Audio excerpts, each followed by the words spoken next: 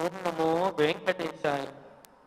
ప్రాతర్నమామి రఘునాథ పదారవిందం వజ్రాంకుశాది శుభరేఖి సుఖావహం మే యోగీంద్రమానసమధువ్రత సేవ్యమానం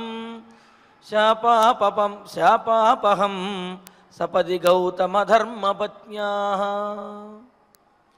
అందరినీ కూడా పావనం చేసి రామచంద్రమూర్తి యొక్క పాదారవిందములకు నమస్కరిస్తూ తదభిన్న స్వరూపుడైనటువంటి శ్రీనివాసుని యొక్క కృపా విశేషంతో భక్తులందరూ కూడా ధర్మపథంలో పయనించాలి అని సకల కార్యసిద్ధితోటి వర్ధిల్లాలి అని ఆకాంక్షిస్తూ తిరుమల తిరుపతి దేవస్థానం వారు ఈ కలియుగ వైకుంఠంలో నిర్వహిస్తున్నటువంటి ధర్మపథమైన అయోధ్యకాండ ప్రవచన పారాయణ కార్యక్రమంలో నేటికి మనం 544వ రోజులోకి ప్రవేశించాము. మరి ఈ కార్యక్రమాన్ని ఈనాడు చక్కటి సంకీర్తనతోటి ప్రారంభించుకుందాము. డాక్టర్ ఆర్ శ్యామ్ కుమార్ గారు అన్నమాచార్య ప్రాజెక్టు కళాకారులు, వారి వారి బృంద సహకారంతో ఆలపించే సంకీర్తన ఆలకిద్దాము. ఓం నమో వెంకటేశాయ.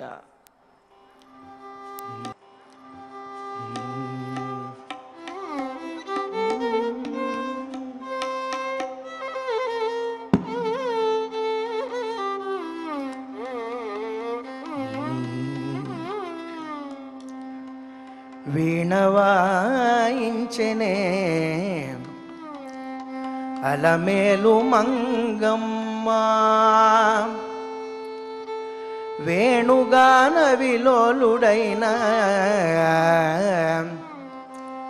వెంకటేశునోద. వీణవాయించెనే అలమేలు మంగమ్మ, వీణవాయించెనే అలమేలు మంగమ్మ, వేణుగాన విలోలుడైన వెంకటేశునోద. వీణవాయించెనే అలమేలు మంగమ్మ, వేణుగాన విలోలుడైన వెంకటేశునోద. వీణవాయించెనే అలమేలు మంగమ్మ.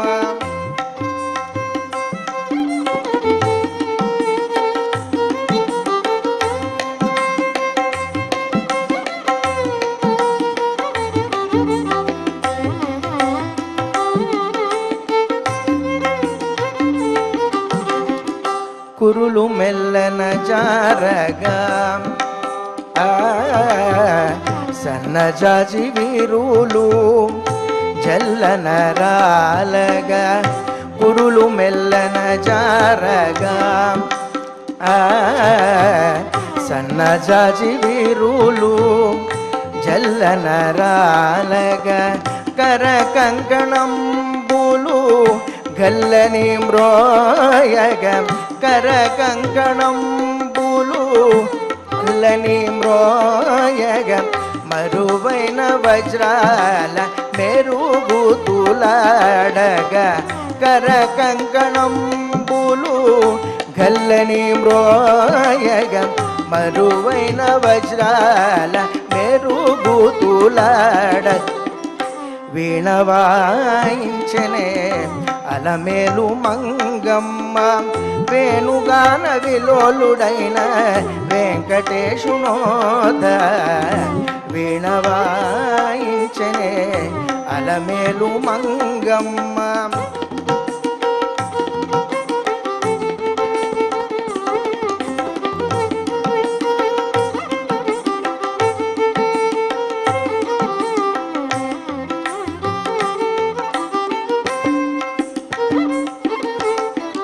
సందిటి దండలు కదలగా ఆని ముత్యాల సరులు ఉయ్యాలలుగగాను, సందిటి దండలు కదలగా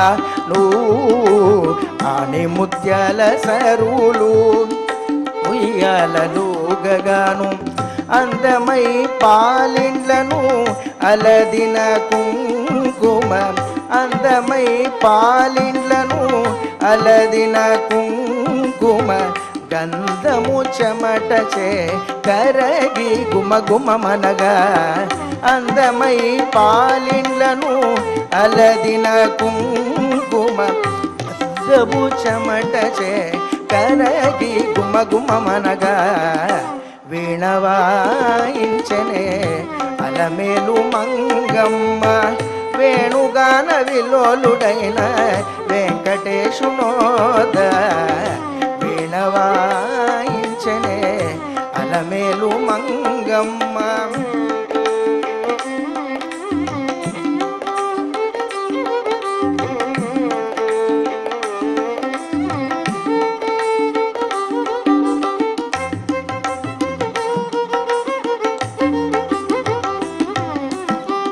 ఘననయనములు మెరయగా వింతరాగములు మూతులు కులుకగా ఘననయనములు మెరయగా వింతరాగములు మూతులు కులుకగా గణ నిభవేణి జంత్రగాత్రము మెరయగ పగ పద పద నిద పగ పద నిస పదని దని సా పగ పద గణ నిభవేణి జంత్రగాత్రము మెరయగ వినిడి శ్రీ వెంకటేశుల వీణుల విందుగా గణ నిభవేణి జంత్రగాత్రము మెరయగ వినిడి శ్రీ వెంకటేశుల వీణుల విందుగా వీణవాయించనే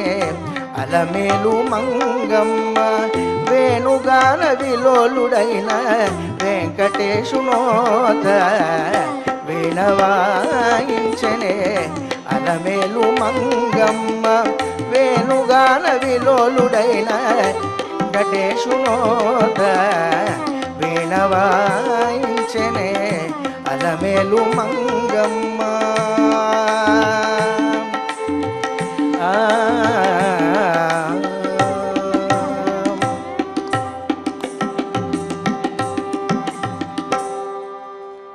అలమేలు మంగమ్మ వీణ వాయిస్తూ ఉంటే స్వామివారు పరవశించేసి ఆనందిస్తూ ఉంటారు. మరి అటువంటి చక్కటి సంకీర్తన ఆలకించాము. ఇక ఇప్పుడు శ్రీ గురు ధ్యానపూర్వకంగా సంకల్ప వాక్యాలను ఆచార్యుల వారితో కలిసి పఠించుకుంటూ ఈ కార్యక్రమాన్ని ప్రారంభించుకుందాము. శ్రీ గురు ధ్యానం గురుర్బ్రహ్మ గురుర్విష్ణు గురుర్దేవో మహేశ్వరః గురుః సాక్షాత్ పరం బ్రహ్మ తస్మై శ్రీ గురవే నమః. శ్రీనివాస ధ్యానం శ్రీ వెంకటాద్రినిలయః కమలాకాముకః పుమాన్ అభంగుర విభూతిర్నః తరంగయతు మంగళం.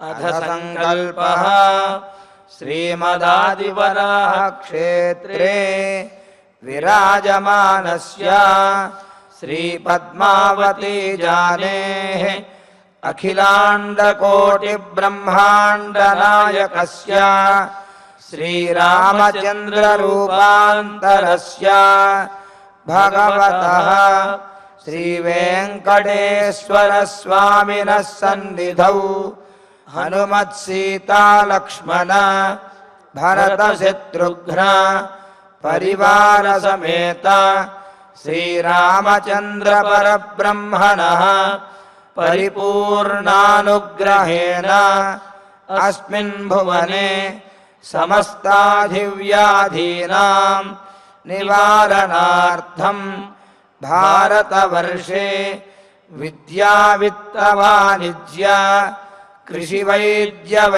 తథా శ్రీధన్వంతరి మంత్ర పారాయణం చ అన్యోన్య సాహాయ్యేన ఆచార్య ముఖేన కరిష్యామహే.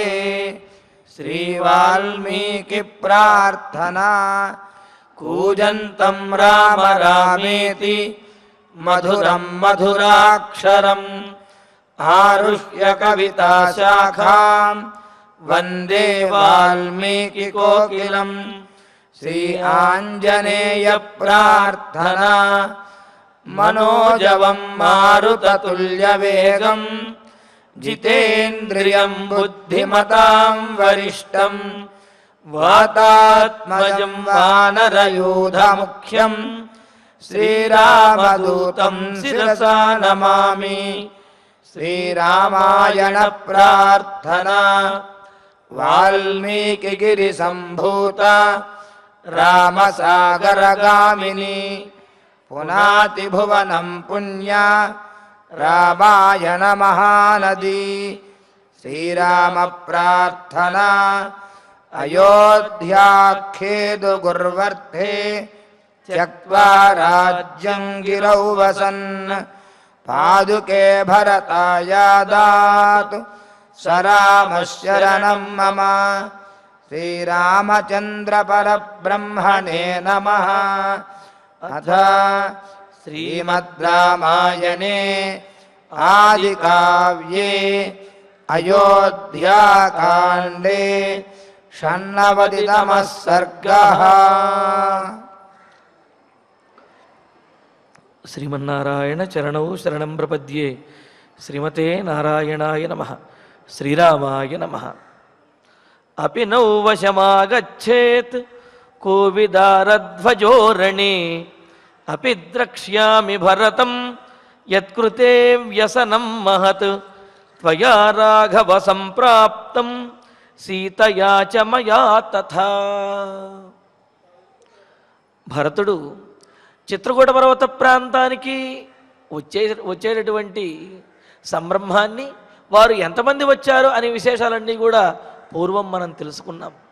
మరి భరతుడు చిత్రకూట పర్వత ప్రాంతానికి వచ్చే సమయానికి సీతారాములు ఎంత ఆనందంగా ఉన్నారు అనే విషయాన్ని కూడా మనం తెలుసుకున్నాం.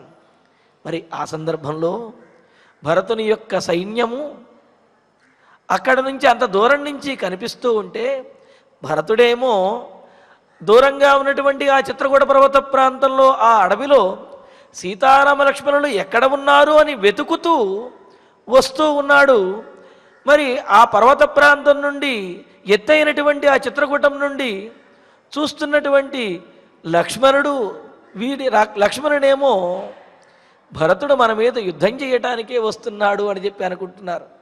అందులోనూ కూడా అప్పటి వరకు ఎంతో ప్రశాంతంగా ఉన్నటువంటి ఆ చిత్రకూట పర్వత ప్రాంతం అంతా కూడా మరి ఆ సైన్యము యొక్క తాకిడికి, ఆ కోలాహలానికి ఏనుగులు, జింకలు ఇవన్నీ కూడా పరిగెడుతూ అక్కడ ఏదో ఒక కొత్త జంతువు వచ్చి వేటాడుతున్నది అన్నట్లుగాను, లేకపోతే ఎవరో రాజుగారు లాంటి వాడే వచ్చి జంతువులను వేటాడుతుంటే ఈ విధంగా పరిగెడుతున్నాయి అని చెప్పి రామచంద్రమూర్తి కూడా అనుకుని లక్ష్మణుడిని చూడమంటే, లక్ష్మణుడు ఎత్తైనటువంటి ఒక మద్ది చెట్టు ఎక్కి అక్కడ నుంచి చూచేటప్పటికీ అల్లంత దూరంలో భరతుని యొక్క సేనావాహిని, అందులో కోవిదార ధ్వజంతో అక్కడ పతాకములు కనిపిస్తూ ఉంటే వచ్చినటువంటి వాడు భరతుడు.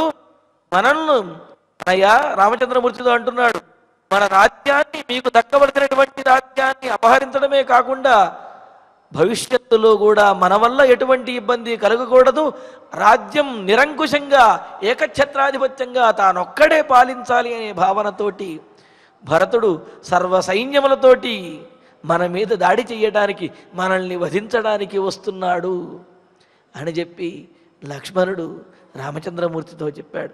చెప్పి ఇంకా అంటున్నాడు, కావున అన్నయ్య నీవు వెంటనే ధనుస్సును ధరించు, శరసంధానం చేసి సిద్ధంగా ఉండు, సీతాదేవిని ఆ గుహలోకి పంపించి ఆమెను భద్రంగా ఉంచు. ఇంకా మనిద్దరము ఇక్కడే ఈ ఎత్తైనటువంటి దుర్గము లాంటి ఎత్తైనటువంటి ఈ పర్వతం మీద నుండే ఆ సైన్యం మీద దాడి చేద్దాము, ఏ ఒక్కరూ కూడా ఈ పర్వతం సమీపానికి కూడా రాకుండా చేద్దాము అన్నట్లుగా ఆవేశపడుతూ లక్ష్మణుడు మాట్లాడుతూ, ఇంకా యుద్ధం గనక చేసినట్లయితే కోవిదారధ్వజ నౌవశం అపి ఆగచ్చేత్ రణే, మనం చెయ్యబోయేటటువంటి యుద్ధంలో ఆ అయోధ్యపురవాసులకు, ఇక్ష్వాకు వంశరాజులకు గుర్తయినటువంటి ఆ కోవిదార ధ్వజం ఏదైతే ఉన్నదో ఆ ధ్వజము మన వశం అవుతుంది అన్నారు. అంటే కోవిదార ధ్వజం వశమైంది అంటే వారి మీద గెలిచి ఆ జెండాను తమ వశం చేసుకుంటాము అని చెప్పి ఉద్దేశం. కావున ఆ కోవిదార ధ్వజం మన వశమయ్యింది అంటే ఇంకా అయోధ్యానగరం మన వశమైనట్లే అంటూ అపిద్రక్ష్యామి భరతం యత్కృతే వ్యసనం మహతు త్వయా రాఘవ సంప్రాప్తం సీతయా చ మయా తథా.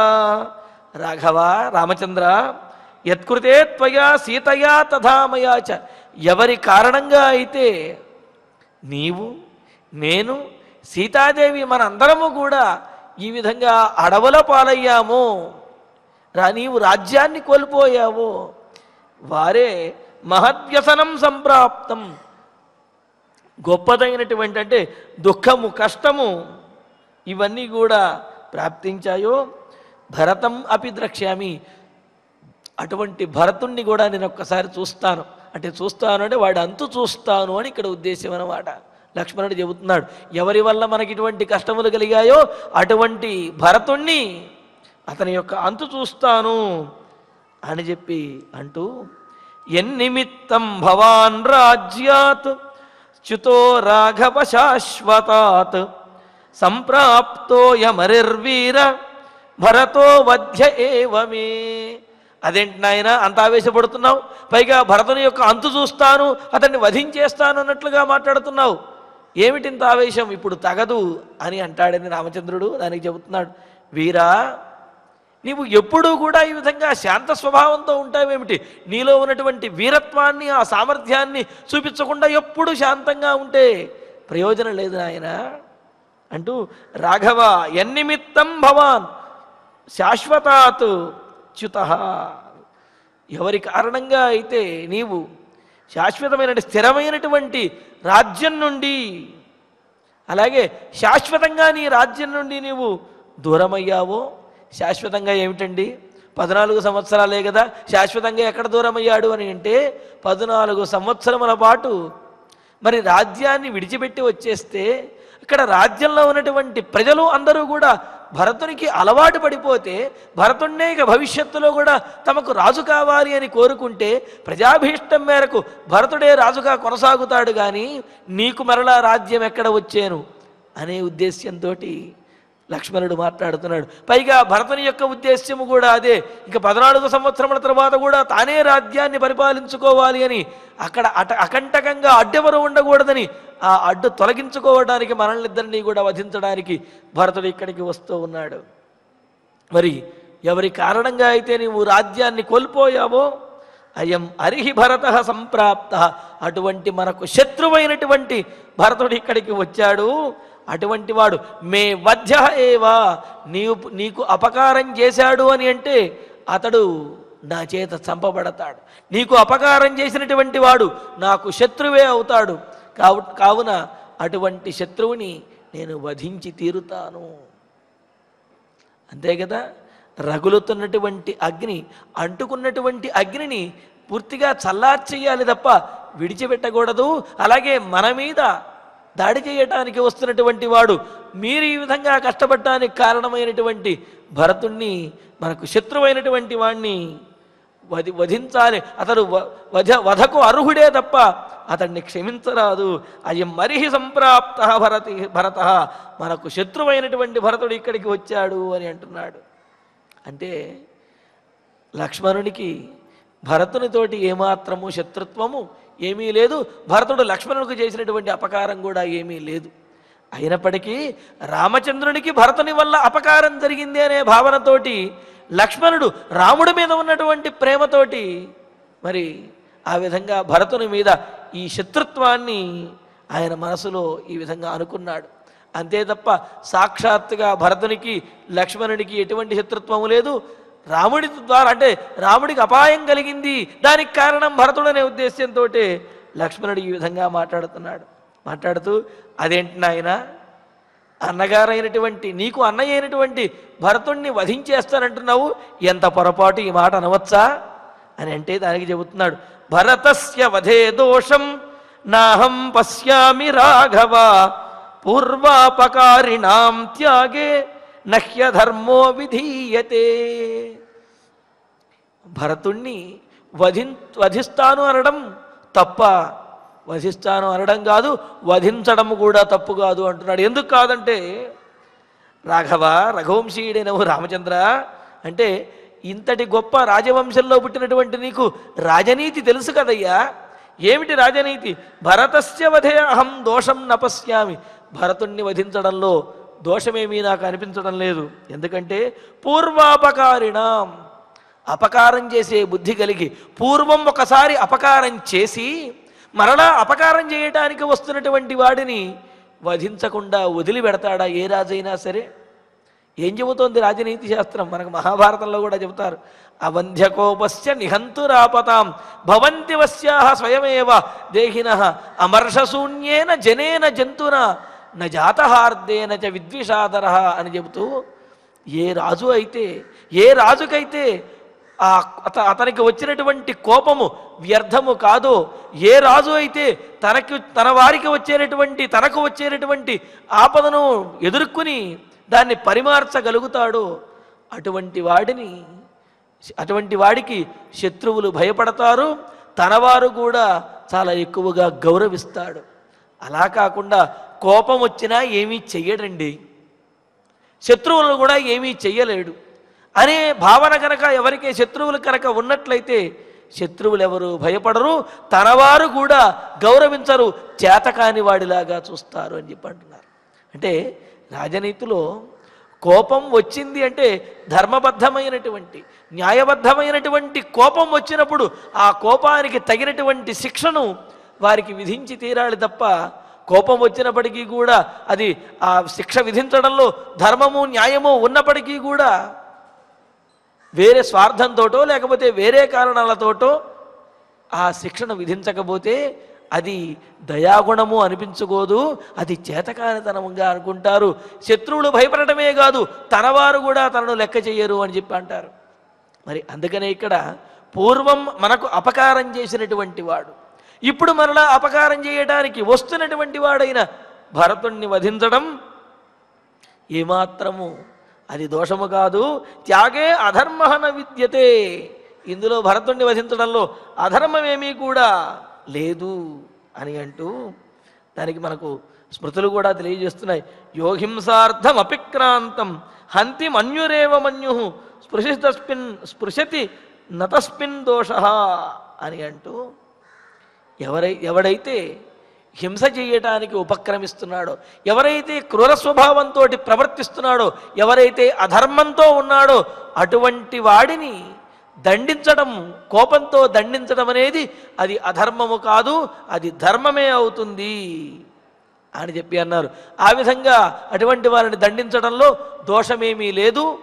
మరి ఇక్కడ భరతుడు పూర్వం మనకు అపకారం చేసి మరలా ఇప్పుడు సర్వసైన్యములతోటి మన మీద దాడి చేయడానికి వస్తున్నాడు కావున అతడిని దండించడం, అతన్ని వధించడం కూడా తప్పేమీ కాదు అన్నయ్యా అని లక్ష్మణుడు మరి ఆ చిత్రకూట పర్వత ప్రాంతంలో ఎత్తైన ప్రాంతం నుండి ఆ భరతుని యొక్క సైన్యాన్ని చూస్తూ లక్ష్మణుడు రాముడితో అంటున్నాడు, ఆయుధములు సిద్ధం చేసి సిద్ధంగా ఉండు, ఒకవేళ నీకు ఇష్టం లేకపోయినా నేనైనా సరే వెళ్ళి భరతుణ్ణి వధించేస్తాను అన్నట్లుగా మాట్లాడుతూ ఇంకా అంటున్నాడు, పూర్వాపకారి భరత త్యక్త ధర్మశ్చ రాఘవ ఏతస్మిన్నిహతే కృత్స్నాం అనుషాధి వసుంధరాం. ఇంకా అంటున్నాడు, అన్నయ్య రాఘవ రఘువంశీయుడు రామచంద్ర, భరతుడు మనకు అపరాధం చేసినటువంటి వాడు, అంతేకాదు త్యక్త ధర్మాన్ని విడిచిపెట్టినటువంటి వాడు,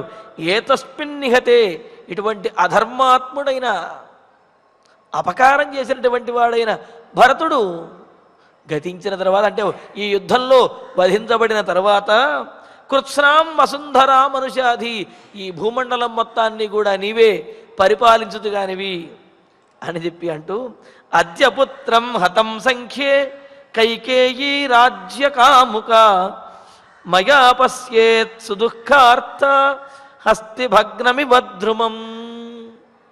ఇంకా అంటున్నాడు, అసలు దీనంతటికీ కారణమైనటువంటి మూల కారణమైనటువంటి కైకేయీదేవి ఉంది కదా, మన తండ్రి అయినటువంటి దశరథ మహారాజు యొక్క మరణానికి కారణం, నీకు పట్టాభిషేకం ఆగిపోయి నీవు ఈ విధంగా వనవాసానికి రావడానికి కారణం, మనకింతటి ద్రోహం జరగడానికి కారణమైన కైకేయి కూడా ఇంకా ఆమెకు కూడా ప్రాయశ్చిత్తం జరుగుతుంది, ఆమెకు కూడా దండన విధించబడినట్టు అవుతుంది. ఎలాగా అంటే రాజ్యకాముకా కైకేయి, రాజ్యకాంక్షతోటి ఉన్నటువంటి ఆ కైకేయీ దేవి కూడా అద్య సంఖ్యే మయా హతం పుత్రం, ఇంకా ఈరోజు యుద్ధంలో నా చేత హతుడైనటువంటి భరతుణ్ణి చూచుకుని తాను ఎంతటి తప్పు చేశాను అని ఆమె బాధపడుతుంది. ఇంకిప్పుడు ఎంతటి అపరాధం, ఎంతటి ద్రోహం చేశాను అని ఇప్పుడు లెంపలేసుకుంటుంది, చెంపలు వాయించుకుంటుంది. ఇప్పుడు ఆమెకు బుద్ధి వస్తుంది. ఎలాగా అంటే ఎలా పడిపోతుంది ఆమె పరిస్థితి, ఏమవుతుంది అంటే హస్తిభగ్నం ద్రుమం ఇవ, బలమైనటువంటి ఏనుగు చేత విరగగొట్టబడినటువంటి చెట్టులాగా మరి నా చేత భరతుడు హతుడుగాక అది చూచినటువంటి కైకేయీదేవి అలాగ కుప్పకూలి పడిపోతుంది. అప్పుడు ఆమెకు తెలిసి వస్తుంది తాను ఎంతటి తప్పు చేశానో అనే విషయం. కావున ఆమెకు కూడా బుద్ధి వచ్చే విధంగా చేస్తాను అని అంటూ, అలా అని ఆమెను విడిచిపెడతాననుకుంటున్నావా అన్నయ్య? కైకేయీంచ వధిష్యామి సానుబంధాం సబాంధవాం కలుషేనాద్య మహత మేదిని పరిముచ్యతాం. శత్రుశేషము, రుణశేషము, వ్రణశేషము ఉండకూడదు చెప్పి అనుకున్నాం కదా, అదే మాట అంటున్నాడు ఇక్కడ. సానుబంధాం సబాంధవాం కైకేయీంచ అంటే ఆమె యొక్క పరిచారకులతో, మంధర మొదలైనటువంటి ఈ పరిచారిక గణమైతే ఉన్నారో వారితో పాటుగా, సబాంధవాం ఆమె యొక్క బంధువులు ఎవరైతే ఉన్నారో వారితో పాటుగా, అంటే ఈమె అటువంటిది కావున ఆమెకు సంబంధించినటువంటి వారు కూడా అటువంటి వారే అని చెప్పి అన్నారు. అందుకనే అంటారు, ఒక మనిషి యొక్క వ్యక్తిత్వాన్ని తెలుసుకోవాలి అంటే అతని యొక్క పరివారాన్ని, అతని యొక్క స్నేహితులని బట్టి అతడి యొక్క వ్యక్తిత్వాన్ని అంచనా వేయవచ్చు అని చెప్పి అంటారు. అదేవిధంగా ఇక్కడ చూడండి, అందుకనే అంటున్నాడు కైకేయి విధమైన దుష్ట స్వభావం కలిగినది కావున అతని యొక్క పరివారమైన మంధరామమైనటువంటి వారిని, అతని యొక్క బంధువులను వారందరితో పాటుగా కైకేయీ దేవిని వధించేస్తాను. ఈ విధంగా వీరిని వధించడం ద్వారా అద్యమేదిని మహతా కలుషేణ పరిముచ్యతాం. ఈరోజు ఈ భూమండలం మీద ఉన్నటువంటి కలుషం వంటి కల్మషంతో కూడినటువంటి వారైన వీరందరినీ వధించడం ద్వారా ఈ భూమి మీద పాపమును లేకుండా చేస్తాను. పాపాత్ములైనటువంటి వీరిని వధించడం ద్వారా ఈ భూభారాన్ని నేను తగ్గిస్తాను అని చెప్పి లక్ష్మణుడు ఎంతో కోపంతో ఊగిపోతూ, మరి ఆ భరతుని యొక్క సైన్యం అంత దూరంగా ఉన్నటువంటి సైన్యాన్ని చూస్తూ భరతుడిని, అతని పరివారమును, అదేవిధంగా కైకేయి పరివారమును, కైకేయిని అందరినీ కూడా వధించేస్తాను అని అంటూ, అద్యేమం సంయతం క్రోధం అసత్కారంచ మానద మోక్ష్యామి శత్రు సైన్యేషు కక్ష్యేష్విబహుతాశనం. అసలే లక్ష్మణస్వామి చాలా కోపంగా ఉన్నాడు. పట్టాభిషేకం ఆగిపోయినప్పుడు ఎంతో కోపంతో ఊగిపోతూ ఉంటే మరి రాముడు ఆయన యొక్క కోపాన్ని అణచివేశాడు. నివురుగప్పిన నిప్పులాగా ఆ లక్ష్మణుడిలో కోపం అనేది అదే విధంగా ఇంకా ఉన్నది. అది ఇప్పుడు భరతుని యొక్క సైన్యాన్ని చూసేటప్పటికీ ఎగసిపడుతూ ఉన్నది. అందుకనే అంటున్నాడు, మానద అభిమానవంతుడైనటువంటి ఓ రామచంద్ర అని ఇక్కడ సంబోధించడంలో ఉద్దేశం ఏమిటి అంటే, ఆత్మాభిమానం కలిగినటువంటి వారెవరూ కూడా ఈ విధంగా వచ్చినటువంటి తమకు ద్రోహం చేసినటువంటి, అధర్మం చేస్తున్నటువంటి శత్రువుని విడిచిపెట్టరు. నువ్వు ఆత్మాభిమానం కలిగినటువంటి వాడివి కావున ఆలోచించవయ్యా అని చెప్పటం ఈ సంబోధనలో ఉన్నటువంటి విశేషం. మానద గౌరవించే స్వభావము, ఆత్మాభిమానం కలిగినటువంటి ఓ అన్నయ్య రామచంద్ర, సంయతం ఇమం క్రోధం అసత్కారంచ, ఇప్పటి వరకు కూడా అణుచుకొని ఉన్నటువంటి నా కోపం ఏదైతే ఉందో ఈ కోపము అసత్కారము, ఇప్పటి వరకు నాకు జరిగినటువంటి అంటే మనకు జరిగినటువంటి తిరస్కారము, అవమానము, వీటి వల్ల వచ్చినటువంటి కోపం ఏదైతే ఉందో అది కక్షేషు హుతాశనం ఇవ, బాగా ఎండినటువంటి గడ్డి మీద అగ్ని వేసినట్లుగా నాకు వస్తున్నటువంటి ఈ కోపంతో ఆ భరతుని యొక్క సైన్యం మొత్తాన్ని కూడా వధించేస్తాను. అంటే ఎండినటువంటి గడ్డి మీద భగభగలాడేటువంటి నిప్పు పడితే ఏ విధంగా అయితే భగ్గున మండిపోతుందో ఆ విధంగా ఈ కోపంతో ఉన్నటువంటి నేను ఆ భరతుని యొక్క సైన్యం మొత్తాన్ని కూడా దహించి వేస్తాను అని చెప్పి అంటూ మరి ఇక్కడ లక్ష్మణులో ఉన్నటువంటి కోపం అంతా కూడా వ్యక్తపరుస్తూ అద్యైత చిత్రకూటస్య కాననం నిశితైశ్వరై భిందన్ శత్రు శరీరాణి కరిష్యే శోణితోక్షితం.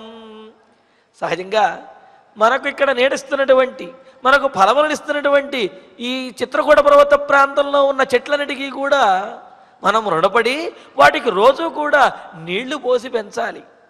కానీ ఈనాడు కేవలం నీళ్లు కాదు, భరతుని యొక్క సైన్యంలో వారిని చీల్చి చెండాడి వారి రక్తంతో ఈ చిత్రకూట పర్వతంలో ఉన్నటువంటి మొక్కలన్నిటికీ కూడా మరి వాటిని తడుపుతాను అని అంటూ అద్య నిశితై శరై, ఈనాడు నిశితమైనటువంటి బాణములతోటి శత్రు శరీరాన్ని భిందన్, శత్రువులైనటువంటి ఆ భరతుని యొక్క సైన్యం మొత్తాన్ని కూడా చీల్చి చెండాడుతూ ఏతత్ కాననం శోణితం శోణితోక్షితం కరిష్యే, ఈ అడవి మొత్తాన్ని కూడా వారి యొక్క రక్తంతో తడిపేస్తాను అని అంటున్నాడు. ఎందుకంటే నశత్రుర్వశమాపన్నో మోక్తవ్యో వధ్యతాంగత, చంపదగినటువంటి అధర్మాత్ముడైనటువంటి శత్రువు యుద్ధానికి వచ్చినప్పుడు ఆ యుద్ధంలో అతడిని వధించడం, ఎందుకంటే అతడు వధకే యోగ్యుడు కావున అతడిని వధించడం తప్పేమీ కాదు, అది రాజనీతే అని లక్ష్మణుడు అంటూ శరైర్నిర్భిన్న హృదయాన్ కుంజరాన్ స్తురగాన్స్తథా శ్వాపదాహ పరికర్షంతు నరాంశ్చ నిహతాన్మయా. ఇంకా అంటున్నాడు, నా బాణముల చేత శరీరములు చీలి ప్రాణములు కోల్పోయి పడి ఉన్నటువంటి శత్రువుల యొక్క శరీరములను ఈ చిత్రకూట పర్వత ప్రాంతంలో అడవిలో ఉన్నటువంటి క్రూర మృగాలన్నీ కూడా చక్కగా భుజించి విందు చేసుకుంటాయి. ఈ విధంగా మనం ఉంటున్నటువంటి ఈ ప్రాంతంలో ఉన్న ప్రాణులంటికీ కూడా ఆ భరతుని యొక్క సైన్యంతో విందు చేస్తాను అని అంటూ శరై నిర్భిన్న హృదయాన్, నా శరముల చేత చీల్చబడినటువంటి ఆ కుంజరములను అంటే ఏనుగులను, భరతుని యొక్క సైన్యంలో ఉన్నటువంటి ఏనుగులను, గుర్రములను, అదేవిధంగా ఆ సైన్యంలో ఉన్నటువంటి వారిని అందరినీ కూడా శ్వాపదాహ, పులులు సింహాలు మొదలైనటువంటి క్రూర జంతువులు పరికర్షంతో చక్కగా అవి ఇష్టం వచ్చినటువంటి చోటికి లాక్కి వెళ్ళి అవి ఇష్టం వచ్చినట్టుగా విందు చేసుకుంటూ భుజిస్తాయి అని అంటూ శరాణాం ధనుషశ్చాహం అనృణోస్మి మహామృధే ససైన్యం భరతం హత్వా భవిష్యామి న సంశయః. అన్నయ్య, ఇంకో విశేషం ఏమిటి అంటే, ఎప్పుడో చిన్నప్పుడు విశ్వామిత్రయాగ సంరక్షణ చేసే సందర్భంలో బాణప్రయోగములు చేసి ఆ రాక్షసులను వధించి మనం నేర్చుకున్నటువంటి ధనుర్విద్య ప్రదర్శించేటటువంటి అవకాశం అనేది అప్పుడెప్పుడో వచ్చింది. మరలా ఇప్పుడు నాకు అవకాశం వచ్చింది కావున ఈ వచ్చినటువంటి అవకాశాన్ని నేను చేజార్చుకోను. పైగా నాకు ఇంతటి ధనుర్విద్య వచ్చి ఉండి కూడా నా ధనుస్సుకి బాణముల యొక్క రుణమును నేను తీర్చుకోలేకపోయాను. అంతే కదండి, మరి నేర్చుకున్నటువంటి విద్యను వినియోగిస్తేనే ఆ విద్య యొక్క రుణం తీర్చుకున్నట్లు అవుతుంది. మరి లక్ష్మణుడు ఆ విషయాన్ని గుర్తు చేస్తే ఇక్కడ తాను నేర్చుకున్నటువంటి ఈ ధనుర్విద్యను ఇక్కడ ప్రదర్శించి తన ధనుస్సుకి బాణాలకి కూడా వాటి యొక్క రుణమును తీర్చుకుంటాను అని చెప్పి ఇక్కడ తెలివిగా చమత్కారంగా మాట్లాడుతూ ఉన్నాడు.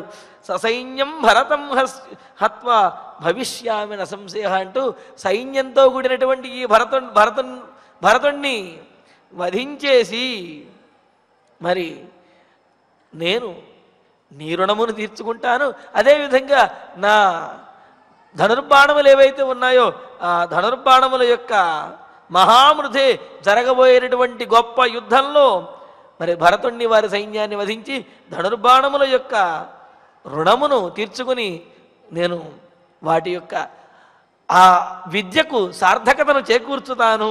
అనృణ భవిష్యామి, రుణం లేనటువంటి వాడిని అవుతానన్నయ్యా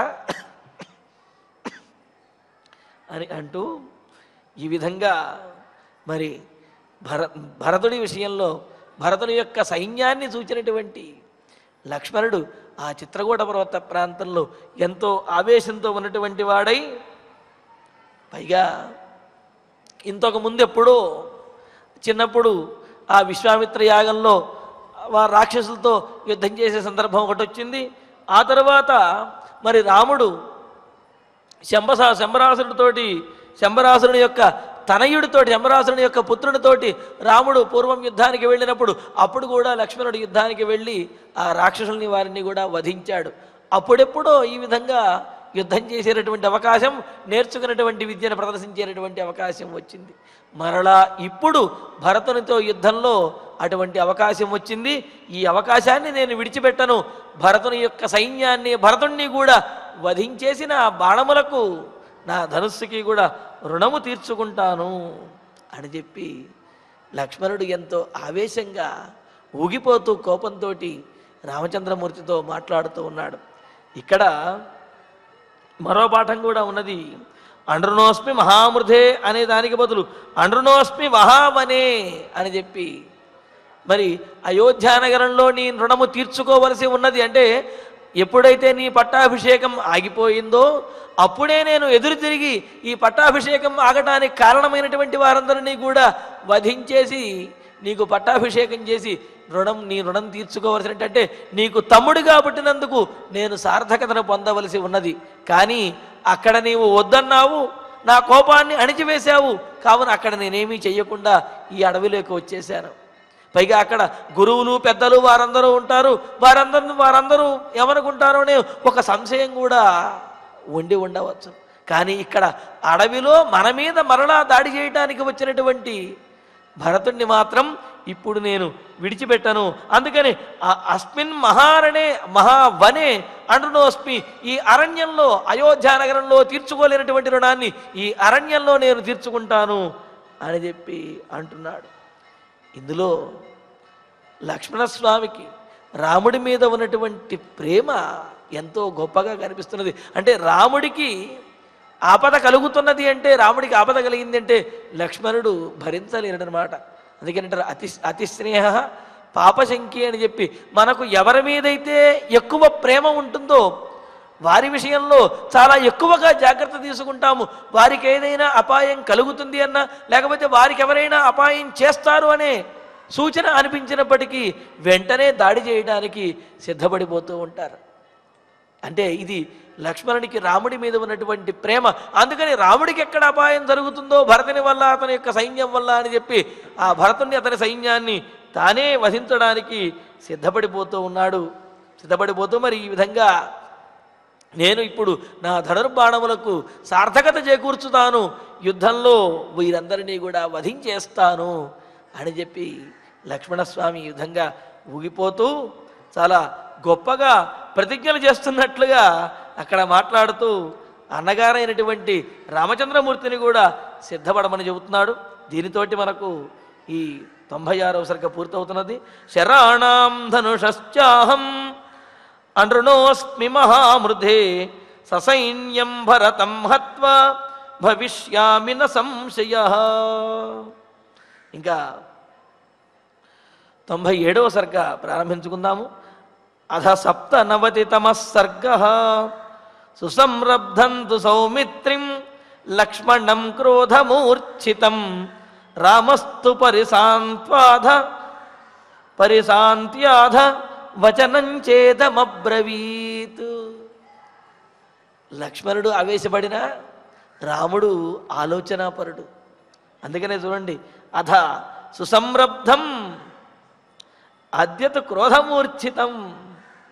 మరి ఇప్పుడు ఇంకా సుసంరబ్ధం, చాలా పూర్వం భరతుని మీద ఉన్నటువంటి ఆ కోపము, అయోధ్యానగరంలోనే ఆవేశపడి ఆ ఆవేశాన్ని తాను అణచడం ద్వారా అణగదొక్కున్నటువంటి ఆ కోపంతో అద్య క్రోధమూర్ఛితం, మరలా ఆ కోపము అంతకు మించినటువంటి కోపంతో ఊగిపోతున్నటువంటి వాడైన సుమిత్రానందనుడైనటువంటి లక్ష్మణునితోటి రామస్తు పరిశాంత్య, రాముడు ఓదార్చుతూ సాంత్వనపరుస్తూ శాంతపరుస్తూ అధ ఇదం వచనం అబ్రవీత్, ఇంకా ఈ విధంగా మాట్లాడుతూ ఉన్నాడు. ఏమంటున్నాడు మరి, రాముడు కరుణాస్వభావం కలిగిన వాడు, సమస్వభావం కలిగిన వాడు. సమస్వభావము అంటే తనకు ఉన్నటువంటి తమ్ముళ్ళు ముగ్గురు, భరతుడు, లక్ష్మణుడు, శత్రుఘ్నుడు.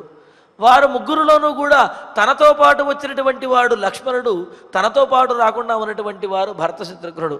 అయినప్పటికీ కూడా రాముడికి ముగ్గురి మీద కూడా సమానమైనటువంటి ప్రేమ వారి మీద ఉన్నది.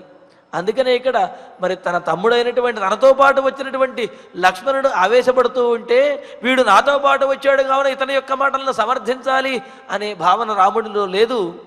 తనతో పాటు వచ్చినా తనతో పాటు రాకపోయినా తమ్ముళ్లను సమానంగా చూడాలి అనే భావనతోటి సమదర్శి అయినటువంటి రామచంద్రుడు ఈ విధంగా మాట్లాడుతూ ఉన్నాడు.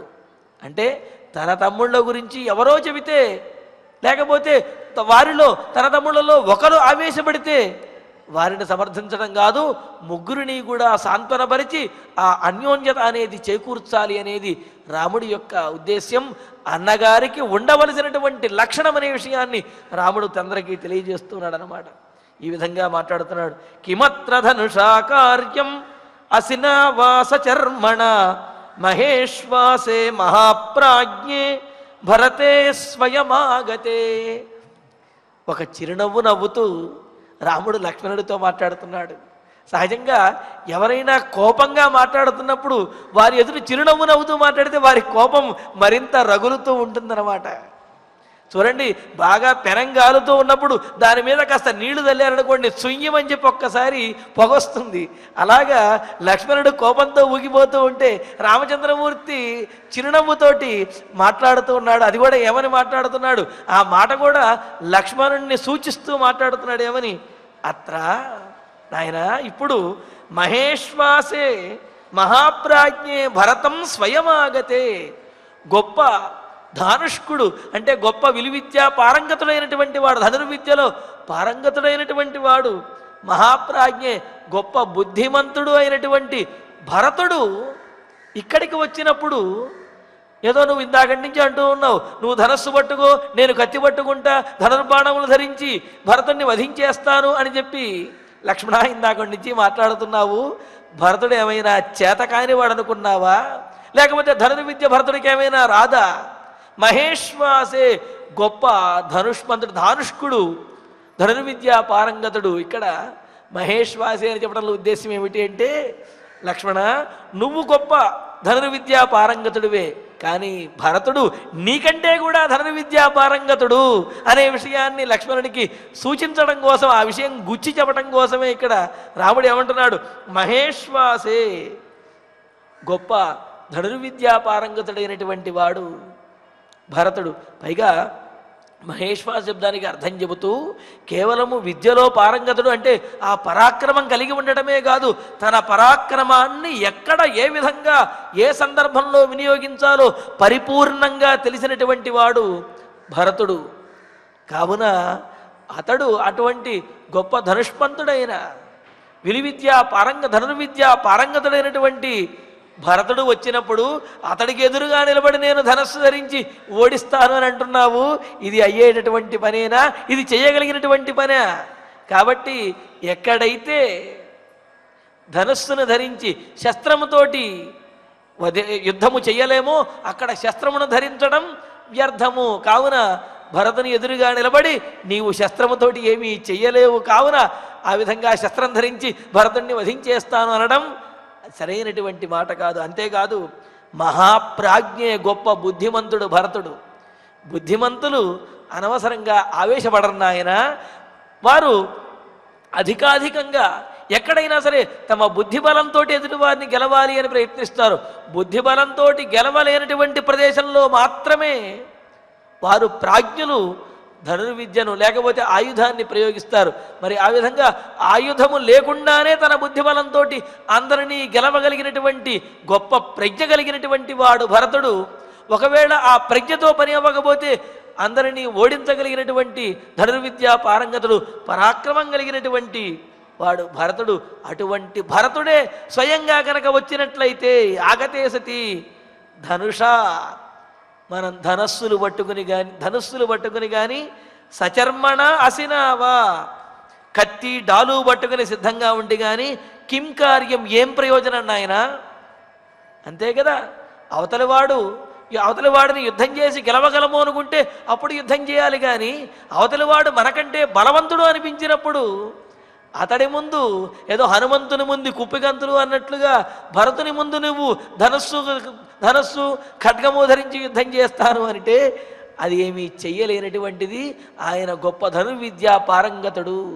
అంతటి గొప్పవాడు వచ్చినప్పుడు మన దగ్గర ధనుస్సులు ఖడ్గములు ఉన్నా వాటితో ఏమీ కూడా ప్రయోజనము లేదు అని అంటున్నాడు. అంటే చూడండి, ఇక్కడ భరతుని యొక్క పరాక్రమాన్ని, భరతుని యొక్క బుద్ధిని కూడా, అంటే అతని యొక్క ప్రజ్ఞాశాలిత్వాన్ని కూడా రాముడు తెలుసుకున్నాడు. రాముడు తెలిసినటువంటి వాడు, అందుకనే ఈ విధంగా మాట్లాడుతున్నాడు అన్నమాట.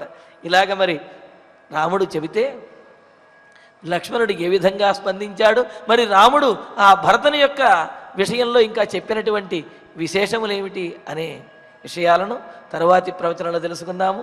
ఇక ఇప్పుడు ఆచార్యుల వారి ద్వారా శ్లోకాలను పారాయణ చేసుకుందాము. అథ శ్రీమద్ రామాయణే ఆదికావ్యే అయోధ్యాకాండే షణ్ణవతితమః సర్గః అపినో వశమాగచ్ఛేత్ కోవిదారధ్వజోరణే అపి ద్రక్ష్యామి భరతం యత్కృతే వ్యసనం మహత్ త్వయా రాఘవ సంప్రాప్తం సీతయా చ మయా తథా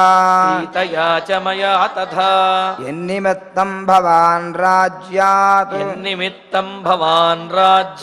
చ్యుతో రాఘవ శాశ్వతాత్ సంప్రాప్తో యమరిర్వీరా భరతో వధ్య ఏవ మే భరతస్య వధే దోషం నాహం పశ్యామి రాఘవ పూర్వాపకారిణాం త్యాగే నహ్య ధర్మో విధీయతే పూర్వాపకారీ భరతః త్యక్తధర్మశ్చ రాఘవ ఏతస్మిన్నిహతే కృత్స్నాం అనుషాధి వసుంధరాం అద్య పుత్రం హతం సంఖ్యే కైకేయీ రాజ్యకాముకా మయా పశ్యేత్సు దుఃఖార్తా హస్తి భగ్నమివ ద్రుమం కైకేయీం చ వధిష్యామి సానుబంధాం సబాంధవాం కలుషేనాద్య మహతా మేదినీ పరిముచ్యతాం అద్యేమం సంయతం క్రోధం అసత్కారం చ మానదా మోక్ష్యామి శత్రుసైన్యేషు కక్షేష్వ్యవహుతాశనం అద్యేతచ్చిత్రకూటస్య కాననం నిశితైశ్చరైః భిందన్ శత్రుశరీరాణి కరిష్యే శోణితోక్షితం శరైర్నిర్భిన్న హృదయాన్ కుంజరాంస్తురగాంస్తథా స్వాపదాః పరికర్షन्तు నరాంశ్చ నిహతాన్ మయా శరాణాం ధనుషశ్చాహం అనృణోస్మి మహామృధే युधे ससैन्यं भरतं हत्वा ससैन्यं भरतं हत्वा भविष्यामि न संशयः भविष्यामि न संशयः इत्यार्षे इत्यार्षे श्रीमद् रामायणे श्रीमद् रामायणे आदिकाव्ये आदिकाव्ये अयोध्याकाण्डे अयोध्याकाण्डे षण्णवतितमः सर्गः षण्णवतितमः सर्गः अथ अथ श्रीमद् रामायणे श्रीमद् रामायणे आदिकाव्ये आदिकाव्ये अयोध्याकाण्डे अयोध्याकाण्डे सप्तनवतितमः सर्गः सप्तनवतितमः सर्गः संरब्धं तु सौमित्रिं सुसंरब्धं तु सौमित्रिं लक्ष्मणं क्रोधमूर्च्छितं लक्ष्मणं क्रोधमूर्च्छितं रामस्तु परिशान्त्याध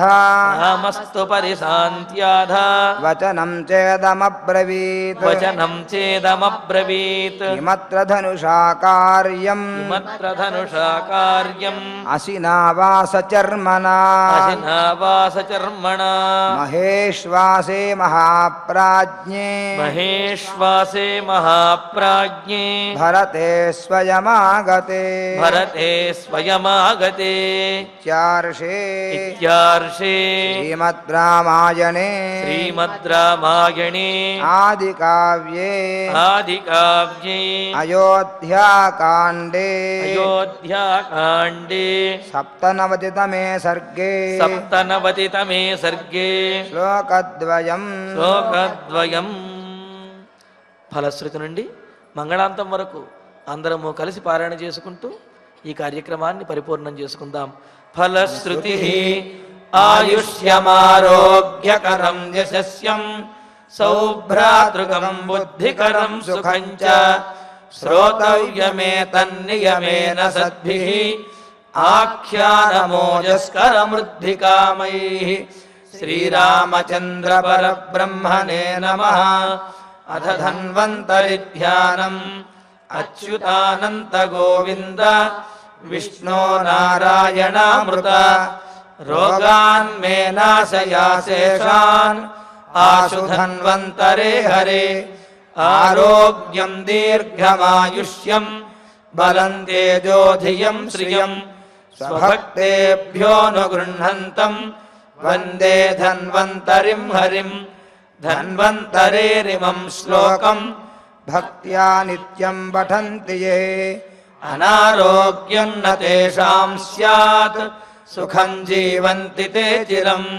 ఓం నమో భగవతే వాసుదేవాయ ధన్వంతరయే అమృతకలశహస్తాయ వజ్రజలౌకహస్తాయ సర్వామయ వినాశనాయ త్రైలోక్యనాథాయ మహావిష్ణవే స్వాహా. ఓం వాసుదేవాయ విద్మహే సుధాహస్తాయ ధీమహి తన్నో ధన్వంతరి ప్రచోదయాత్. అధ నవగ్రహ ప్రార్థనా ఆరోగ్యం పద్మబంధుర్వితరతు నితరాం సంపదం సీతరశ్మిః. భూలాభం భూమిపుత్రః సకలగుణయుతాం వాగ్విభూతిం చ సౌమ్యః. సౌభాగ్యం దేవమంత్రి రిపుభయశమనం భార్గవః. శౌర్యమార్కిః దీర్ఘాయుస్సైంహికేయః. విపులతరయశః కేతుః ఆచంద్రతారం. అరిష్టాని ప్రణశ్యంతు దురితాని భయాని చ. శాంతిరస్తు శుభం మేస్తు గ్రహాః కుర్వంతు మంగళం. అధ క్షమా ప్రార్థనా యదక్షరపదభ్రష్టం మాత్రాహీనం చ యద్భవేత్ తత్సర్వం క్షమ్యతాం దేవ నారాయణ నమోऽस्तु. అథ భగవత్సమర్పణం కాయేన వాచా మనసేంద్రియైర్వా బుద్ధ్యాత్మనా వా ప్రకృతే స్వభావాత్ కరోమి యద్యత్ సకలం పరస్మై నారాయణాయేతి సమర్పయామి. అథ మంగళం శ్రియః కాంతాయ కళ్యాణ నిధయే నిధయేర్థినాం శ్రీవేంకట నివాసాయ శ్రీనివాసాయ మంగళం. నమో వెంకటేశాయ. ఓం నమో